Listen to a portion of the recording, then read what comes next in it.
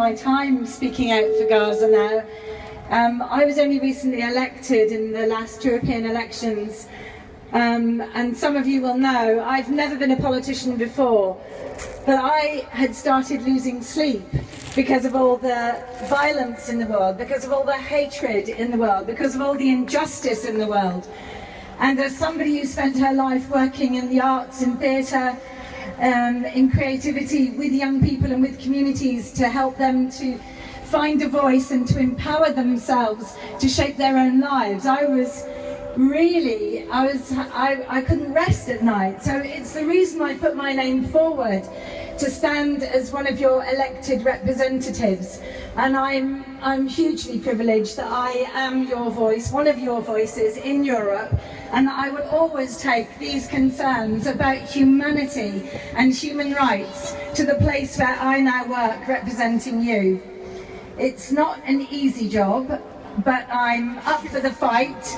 It's really important that those of us who've always stood for justice and peace and been campaigners all our lives are prepared to speak out, even when the far right will vilify us, will say that we're anti-Semitic or that we're white racists or whatever it is they're calling us.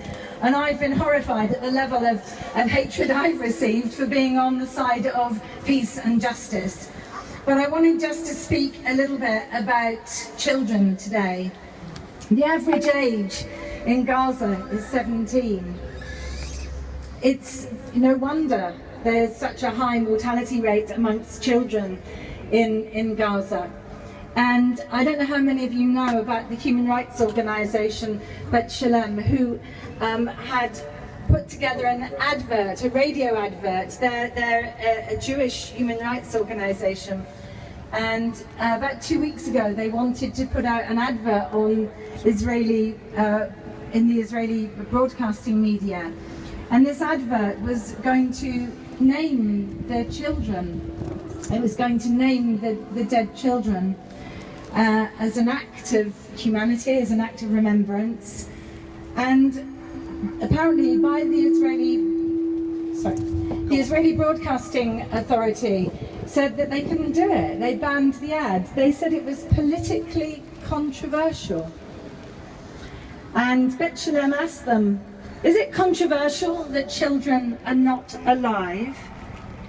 Is it controversial that they are children? Those are their names.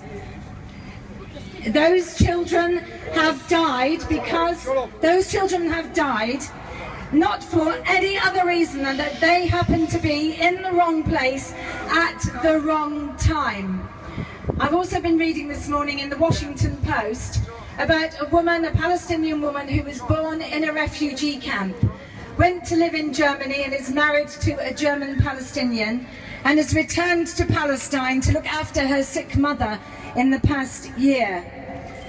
And her children are asking questions, because you have to understand, they grew up in Germany where they could play in playgrounds and where they could go to school safely, where their friends had enough to eat.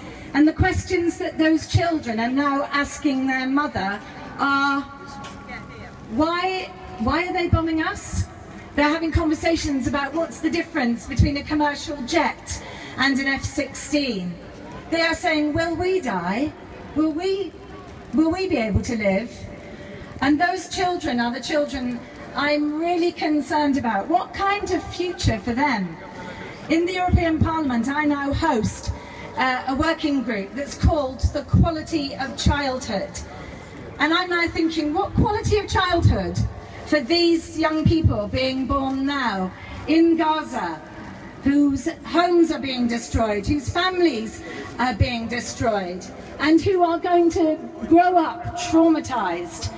Not only traumatized, what Israel is doing is creating potentially the next generation of extreme people who will not know how else to confront the injustice that they've had to be born into and live through.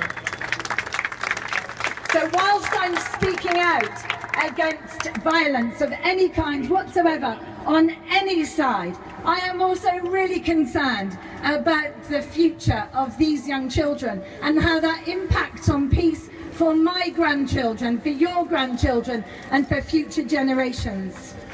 Thank you.